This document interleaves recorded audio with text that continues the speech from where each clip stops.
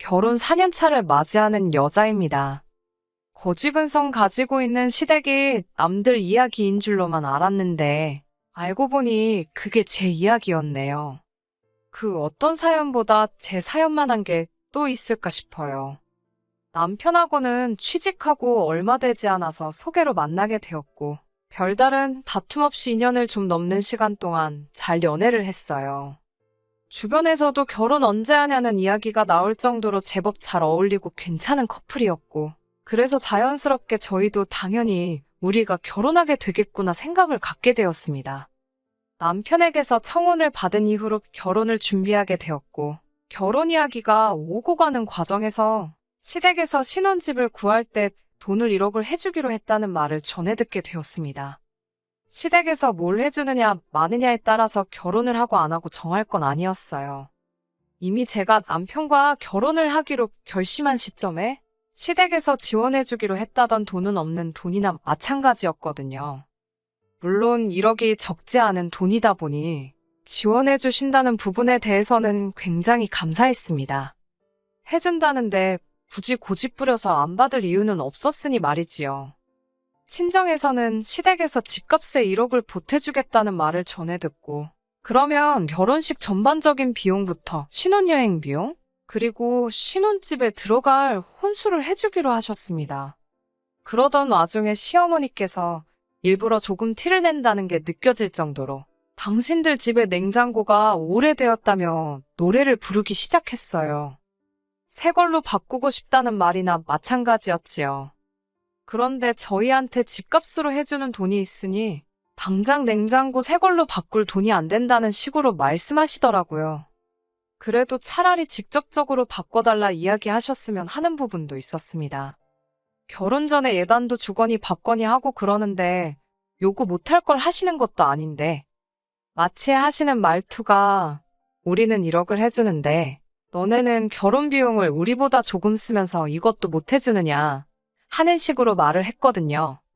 물론 저렇게 직접적으로 말한 건 아니고 정말 빙글빙글 돌려서 말을 하긴 했지만 결론은 자기들이 결혼 비용을 더 내는데 냉장고 정도 바꿔주면 안 되냐 하는 식으로 말을 하는 거나 마찬가지셨어요. 거기에 저희 혼수 알아보는데 냉장고 하나 더 하면 추가 할인이 들어가는 것도 있고 해서 절약도 많이 할 수 있었거든요. 그래서 그냥 더 길게 끌고 말이 서운하네 마네 그런 거 따지기도 피곤해서 어머님 댁에 냉장고부터 바꿔드렸습니다. 그런데 막상 신혼집 끝전을 치를 때가 돼서 시어머니가 말을 바꾸더라고요. 1억을 도와주시는 부분은 여전했지만 그중 3천만 원만 시부모님이 남편 결혼자금으로 그동안 만들어 놓으셨던 돈이고 7천은 전부 다 여기저기서 빌려온 돈이었어요. 그런데 당신들은 돈 갚을 능력이 안 될 것 같다고 그 돈을 저희 보고 갚으라고 하는 겁니다. 결혼식 날짜 잡아놓고 집 계약도 다 해놓고 신혼여행 예약은 물론 혼수까지 이미 다 해놓은 상황이었거든요. 남편도 시어머니가 이렇게 나올 줄은 몰랐던 건지 엄청 당황하더라고요. 예산을 딱 맞추어서 결혼식 준비를 하고 있었기 때문에 그 7천만 원이 없으면 당장 집 구하는 데는 어려움이 따르는 부분이었습니다. 말씀드린 대로 시댁에서 지원해주기로 했던 그 돈이 아니었어도 남편과는 애초에 결혼해도 좋겠다는 마음을 먹게 만들 정도로 저한테 잘해주던 사람이었고 그 사실은 변하지 않는 거잖아요. 심호가 난데없이 이제 와서 말을 바꾸는 부분에 대해서는 솔직히 파혼까지 생각할 수 있을 만큼 서운하게 만드는 일이었지만 그 돈이 없었어도 어차피 신혼집을 구하는 과정에서 모자란 부분에 대해서는 저희가 대출을 받아서라도 집을 구하게 되었을 터이니 좋은 게 좋은 거다 하고 그냥 넘어가기로 했어요. 따지고 보면 남편이나 저나 모아놓은 돈이 거의 비슷한 상황이었고 어쨌든 3천은 실제로 해주셨던 부분이기 때문에 시댁의 냉장고 새 걸로 바꿔드린 거 제외하면 반반 결혼한 거나 마찬가지니 기분 서운하게 된 걸 조금만 접어두기만 한다면 딱히 파혼까지 해야 할 정도로 큰 문제가 될 일은 아니었으니까요. 요즘 세상에 대출도 능력이라는 말이 있긴 하지만 저는 빚을 극도로 싫어해요. 과거 IMF 때 부득이하게 저희 집에 대출이 생기면서 그 대출이자 갚아가며 생활한다고 한동안 온 가족이 고생을 하던 걸 보고 자란 기억이 저한테는 굉장히 안 좋은 기억 중에 하나거든요. 그때 친정 부모님께서도 서로 많이 싸우기도 하셨고, 그 기억 때문에 그런지 저는 누군가에게 빚을 지고 있는 상황이 썩 마음에 들지 않았습니다. 그나마 다행이었던 건 저나 남편이나 그래도 월급 적당한 직장을 다니고 있었고, 한동안 맞벌이 생활을 유지할 계획이었기에 시어머니 앞으로 있던 빚 7천을 생각보다 더 빠르게 갚아나갈 수 있었어요. 결혼 2년 만에 시어머니가 갚아야 할 빚은 7천에서 3천으로 줄어 있었고, 저희 나름대로 생활비 충당하고 허리띠 졸라매가면서 1,000만 원의 저금을 따로 만들 수 있었습니다. 그 빚을 갚는다고 저희가 많이 아끼면서 살았어요. 갖고 싶은 거 참고 집에서도 관리비 아낀다고 추우면 추운 대로 옷 한두 개 더 껴입고 하는 식으로 아낄 수 있는 부분은 최대한 견뎌내면서 말이지요. 그런데 언젠가 시어머니가 저희한테 불만을 토로하더라고요. 다른 집 자식들하고 저희를 비교하기 시작한 거예요. 어머님이 다니시는 모임의 누구는 자식들이 장가가고 나서 매달 생활비라고 용돈도 챙겨주고 무슨 날만 되면 봉투가 찢어지도록 돈을 담아서 온다고 하시면서 저희는 뭐 명절날이나 돼야 용돈이라고 가져는 데다가 가져와봐야 기껏 돈 30만 원밖에 안 된다고 뭐라 하시더라고요. 그 집구석 옆편네는 100만 원을 받았네, 명품 선물을 받았네 하면서 자랑을 하는데 당신은 그 자리에서 입도 뻥긋 못해서 아주 쪽팔려 죽겠다고 하시면서 말이지요. 그 상황에서 시어머니는 남편까지 같이 싸잡아서 뭐라 하시긴 했지만 그 말에는 그 중에서도 제가 가장 큰 문제라는 식으로 말을 하셨어요. 원래 우리 아들이 안 그랬는데 며느리란 게 아주 어디서 자린고비가 들어와서 경제권을 틀어지고는 시댁으로 가는 돈을 다 막고 있다는 식으로 말하더라고요. 매달 챙겨드리지는 못해도 명절날과 생신, 어버이날 이렇게만큼은 최대한 챙겨드렸어요. 그리고 시댁이나 친정이나 차별 없이 뭐 가는 부분에 있어서는 무조건 똑같이 하려고 노력하고 있습니다. 노력을 한다는 건 한쪽으로 치우쳐져 있다는 게 아니라 꼭 현금이 아니라 필요한 선물을 사드린다고 하면 양가에 비슷한 가격대의 선물을 한다는 뜻이고요. 돈 관리를 제가 하고 있는 건 맞긴 하지만 1년 반 만에 빚 4천을 줄이고 저희 저금도 따로 가지고 있을 정도로 잘하고 있으면 칭찬까지 들을 건 아니지만 충분히 잘하고 있다고 생각하는데 그걸 마치 제가 시댁에는 돈 한 푼 못 가게 만들고 친정만 편애한다는 식으로 말을 하니 어이가 없더라고요. 그나마 그 상황을 참을 수 있었던 건 남편이 나서서 한마디를 해줬기 때문입니다. 그 집에서는 결혼할 때 집 해줬나 보지 하면서요.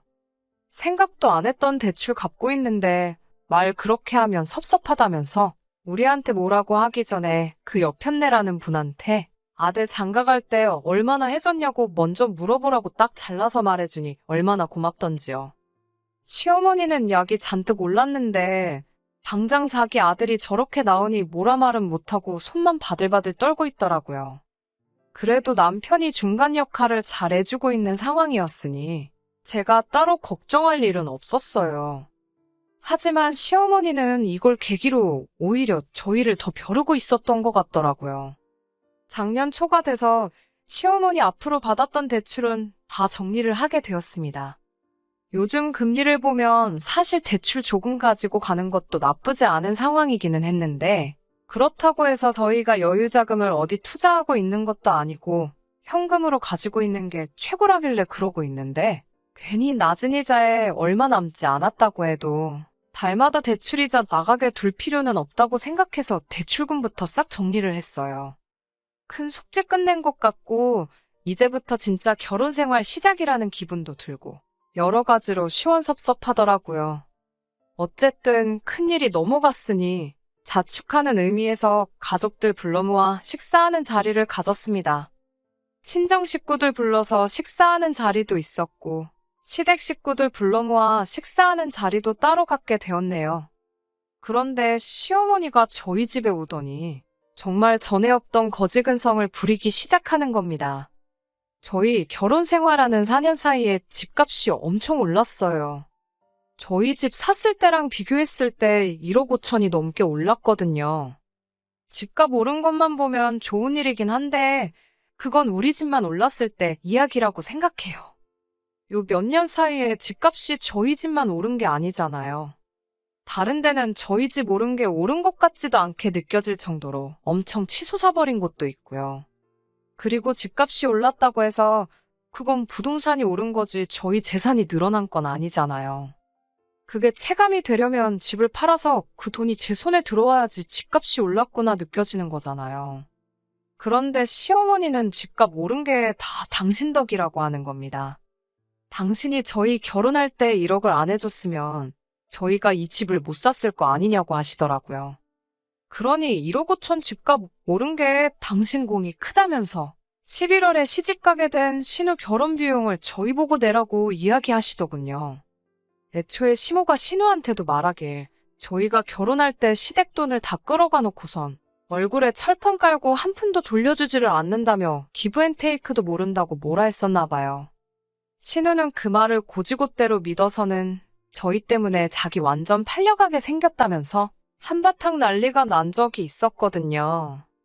다른 건 몰라도 다른 사람도 아니고 남편 여동생인데 축의금으로 돈 100만 원 정도는 할 생각을 가지고는 있었는데 막상 신우 결혼 자금을 이런 식으로 저희 보고 내게 만들려고 하니 이럴 거라고는 상상도 못했고 그나마도 돈 얼마 축의금으로 주려던 것도 주기 싫어지더라고요. 신우도 솔직히 양심이 있다면 그러면 안 되는데 당장 남자애 가는 거에 비해 꿀리게 해가서 시집가서 시댁 눈치란 눈치는 다 보게 생겼으니 그건 싫었는지 시어머니 따라서 막무가내로 저희 보고 해달라는 식으로 나오더라고요. 집값 오르지 않았냐고 우리는 돈 많이 벌지 않았냐고 하면서 욕심 좀 그만 부리라면서요. 보다 못한 남편이 가족들 다 같이 식사하자고 모인 자리에서 또 한마디 하더라고요. 거지근성 좀 그만 부리라고. 집값이 우리 집만 올랐냐고. 다른 집도 다 올라서 이 집 팔아봐야 세금 떼고 못 떼고 하면 더 좋은 집은커녕 더 구린 집으로밖에 못 가는 거 모르냐고 하는 겁니다. 가뜩이나 이제 겨우 빚 다 갚았는데 집이라고 있는 거 괜히 집값은 올라가지고 세금만 더 내게 생겼다고. 그리고 시모한테는 다시 이제 우리 돈 다 갚았다고 그러니까 신우한테도 7천 해주고 그 돈 결혼 후에 알아서 갚으라고 하라고 하라더군요. 그래도 내 남편이라고 내가 하고 싶었던 이야기만 쏙쏙 골라가지고 하는데 속이 다 후련하더라고요. 차라리 집값 쏠랐다고 한턱 쏘라고 했으면 쐈을 텐데 이건 뭐 날강도 아니고 자기 딸 결혼을 아들 내외가 힘들게 벌어놓은 돈 가지고 시키려고 하다가 시어머니 결국 또 본전도 못 찾고 된통당하게 되었지요.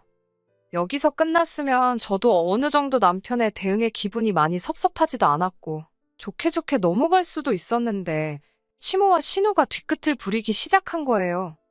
신우와 남편이 공통으로 알고 있던 지인들부터 해서 시외가 사람들한테 저희들 뒷담화를 아주 있는 대로 하셨더라고요. 하지만 이 모든 상황에 항상 제일 나쁜 사람은 이 모든 일의 원흉이 저인 것처럼 이야기를 하고 다녔더라고요.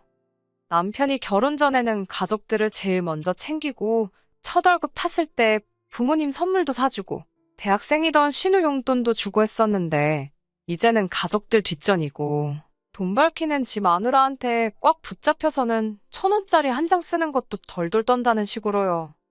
시어머니와 신우가 그런 말을 퍼뜨리고 다닌다는 사실도 그랬지만 사실 중간에서 이런 상황이다 하고 말 전하는 남편 지인들부터 시외가 친척들까지 제 입장에서는 전부 다 마음에 들지 않았습니다.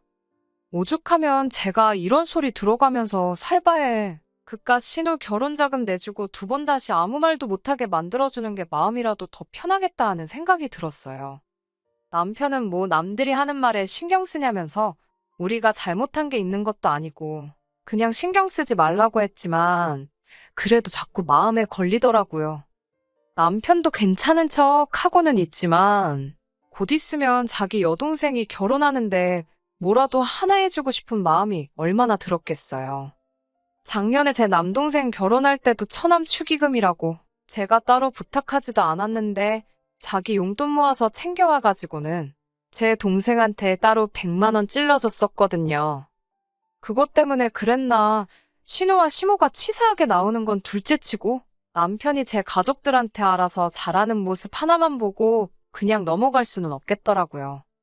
그래서 애초에 남편하고 이야기했던 게 신우 결혼하게 되면 돈 100만 원 축의금으로 해주자였는데 이야기 듣자 하니 정말 시부모님께서 신우 결혼한다고 아무것도 안 도와주는 것 같아. 세탁기 정도는 저희가 해주기로 했습니다. 건조기까지 포함해서요. 이러나 저러나 신우는 결혼을 할 테고 신우가 직업도 딱히 없다 보니 집안일도 하게 될 텐데 괜히 아무것도 안 해왔다고 눈치 보고 살 거면 빨래라도 좀 편하게 하라는 취지도 있었어요. 사실 신우랑은 긴 이야기 하고 싶지 않아서 그냥 알아서 해줄까 싶었지만 그래도 신혼가전인데 신혼집 인테리어도 있고 선호하는 브랜드도 고려하고 해야 할 테니 결국 신우에게 어떤 모델을 원하는지 직접 물어보기로 했습니다. 그날 이후로 신우와는 거의 연락도 없이 뜸하게 지냈는데 막상 연락해서 세탁기 보러 가게 만나자 하니 좋다고 괜찮은 날을 잡더라고요. 그래서 저희도 이왕 선물하는 건데 좋은 마음으로 하자. 뭐 이런 식으로 생각을 하고 있는데 막상 약속 당일에 가니까 시어머니랑 신우가 같이 있더라고요. 남편은 회사 일 때문에 저만 혼자 나왔던지라 그 상황이 전혀 내키지가 않았습니다. 하지만 그때까지만 해도 마음 한편으로는 세탁기는 혼수 중에 하나니까 시어머니가 같이 나오신 거겠지 하고 좋게 좋게 생각하려고 했습니다. 한편으로는 신우 결혼하는데 한 푼도 못 보태준다고 하셨지만 이러나 저러나 자기 딸이 결혼하는데 정말 그냥 넘어가겠어 싶었고 이왕 세탁기 보러 나오신 김에 다른 거 해주시려나 보다 하는 기대가 있었지만 어김없이 제 기대는 기대일 뿐 현실은 냉정하더라고요. 이미 제가 도착했을 때 신우는 시어머니랑 팔짱 끼고 에어컨이며 냉장고 같은 큼직큼직한 가전 위주로 구경을 다니고 있었어요. 저 같은 경우에도 볼 일이 있어서 빨리 세탁기만 정해서 결제하고 돌아가야 하는 상황이었는데 두 사람은 다른 거 본다고 제가 도착한 거 다 알고 있으면서도 자기들 보고 싶은 거 보러 다니느라 저는 안중에도 없더라고요. 시간이 촉박해서 신우한테 일단 세탁기만 먼저 고르자고 했어요. 그런데 시어머니는 대뜸 해줄 거면 다 해줘야지. 어떻게 세탁기만 해주냐고 하면서 냉장고며 에어컨이며 김치냉장고며 어머님이 벌써 신우랑 일찍부터 와서 다 골라놨다고 하면서 그것까지 다 결제를 하라고 하시더군요. 저한테 돈 맡겨놨어요? 이 한마디가 목끝까지 차올랐지만 일단 참았습니다. 저는 세탁기를 해주겠다고 온 거지. 다른 거 해줄 여유도 없고 그래야 하는 이유도 없다고 다시 설명을 드렸지요. 그러니까 또 시어머니가 돈 없다고 하는 저 꼬라지 좀 보라면서 그때 했던 레파토리를 그대로 읊으시더라고요. 자기가 돈을 도와준 덕분에 저희가 오를 집을 사서 큰 돈을 벌었으면서 당장 시집가는 신우 혼수도 못 해주느냐는 식으로 소리를 치더라고요. 레파토리는 그대로였지만 시어머니가 잘못 생각하고 있던 게 하나 있었으니 저도 그때까지 그냥 참고 넘어가려다가 언제까지 남편한테만 맡길 수는 없겠다 싶어서 제 핸드폰을 꺼내드렸습니다. 그리고 인터넷에 저희 집 주소 입력해서 시세를 다시 한번 보여드렸어요. 저희 신혼집이 요즘 뉴스에 많이 나오는 집값이 제자리를 찾아가다 못해 하락했다는 그 동네 중 한 군데거든요. 저희 집과 같은 평수 마지막 거래 매물이 얼마 전이고 급급매였긴 했지만 저희가 처음 집을 매매에 들어갔을 때보다 3천만 원이나 내린 가격이었어요. 주변에서는 뭐 편법증여다, 영끌 쪽이 버티다 못해 떨어져 나간 거다, 뭐 그런 이야기가 많았고 시세는 아직 저희가 샀을 때보단 조금 높이 책정돼 있기는 했지만 시어머니한테는 마지막 팔린 매물 가격을 보여주면서 집값이 오른 게 어머님 덕이라서 저희가 어머님께 돈을 드려야 되면 지금은 집값이 내려갔으니 어머님이 저희한테 돈을 주셔야겠다고 한마디 쏘아붙였습니다. 그렇잖아요. 어머님 아니었으면 애초에 대출까지 갚아가며 그 집을 억지로 들어갈 필요가 없이 가진 돈에 맞는 적당한 집을 구했을 텐데 여태껏 이자 내가면서 빚진 거 다 갚아놨더니 이제 집값이 떨어지지 않았냐고요. 손해 감수하고 그래도 신우라고 시집 가는데 빈손으로 보낼 수 없어서 세탁기라도 해주려고 했는데 이렇게 손해보는 마당에 신우 세탁기까지 해주면 저희도 손해가 막심하다고 그냥 세탁기도 없던 일로 하겠다고 하고 뒤돌아서 매장 밖으로 나갔습니다. 제가 잘했다는 건 아니지만 솔직히 4년 동안 묵혀놨던 거 한 번에 싹 다 털어버리는 것 같아서 속 하나만큼은 엄청 후련하더군요. 그리고 등 돌려서 나가고 있는데 제가 신우 상황이었다면 끝까지 엄마 편 들면서 제 욕을 했겠지만 신우는 당장 세탁기라도 받아야겠는지 저 따라 나와서는 엄마가 저러는 거지 자기는 아주 감사하고 있다고 세탁기라도 빨리 사달라고 하더라고요. 당장 시모 자존심보다는 실리를 택한 거지요. 세탁기야 뭐 저보다는 남편이 해주는 성격이 강했으니 이왕 해주기로 한 거 해주고 나오긴 했는데 매장 안에서 어떻게 저한테 아무 말도 못하고 자기 편인 줄 알았던 신우도 제 옆에 달라붙어서 언니 하고 있으니 시어머니가 분해서 저희 쪽은 쳐다보지도 못하고 있었습니다. 남편도 제가 잘못한 거 하나 없다고 괜히 미안해할 필요 없다고 하더라고요. 시어머니와는 신우 결혼식 이후에 풀었습니다. 이제 와서 갑자기 저희한테 미안하다 하시는 진짜 의도가 뭔지는 모르겠지만 그동안 자기가 돈으로 스트레스 준 게 있다면 미안하다고 사과하시더라고요. 당신들 노후가 완벽하게 준비가 안 되어 있다 보니 가끔 가다가 돈 때문에 이렇게 스트레스를 많이 받으신다고요. 그동안 자기가 억지 부려서 미안했다 하시면서 이제 신우도 시집 갔으니 가족끼리 화목하게 지내면 어떻겠냐 하시더군요. 저도 제가 나서서 남편과 시가족들 사이 멀게 하고 싶은 생각은 추호도 없어요. 하지만 제가 그 중간에 나서서 가족들을 다시 화목하고 어떻게 잘 되도록 이끌어가고 싶은 생각도 없습니다. 여태껏 남편이 중간 역할 잘해줬으니 앞으로도 남편이 알아서 잘할 수 있게 믿고 맡겨보려고 합니다. 끝까지 들어주셔서 감사합니다. 오늘의 사연은 여기까지입니다. 구독과 좋아요, 알람 설정 부탁드리고 더 좋은 사연으로 다시 찾아뵙겠습니다. 감사합니다.